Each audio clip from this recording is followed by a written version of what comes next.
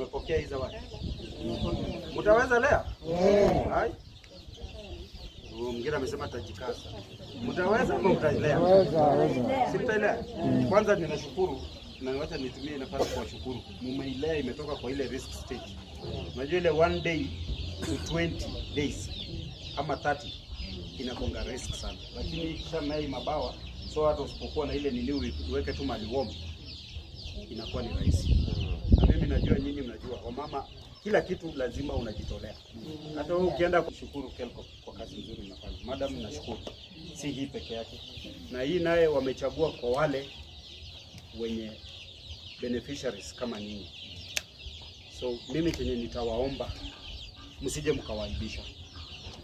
Tumeona mnapewa na mnapewa chakula. Sababu ukiangalia gharama ya kulisha hii iko juu. Lakini kama mmepewa na mmepewa chakula, si unaona wewe wamekupatia tu, wewe ni caretaker. Wewe tu ni caretaker. Na pia vile amenieleza zishakuwa vaccine. So zimetoka kwa ile risk ya kwanza. So mimi nashukuru. Njia zingine zinakujanga za 1 day. Mimi nimejaribu hiyo. Napea monitor kwa ukaribu. Nani mnaongea kuhusu nini? Kelco. Mkienda mashinani mnaongea kuhusu county government of Kakamega, si ndio? Mkienda mashinani mnaongea kuhusu Governor Fernandez Baraza, si ndio hiyo? Na mimi mtanisahau. Unajua sasa hii naona ni kama mnaenda juu mnanisahau. Na mtasahau MCA wa chini.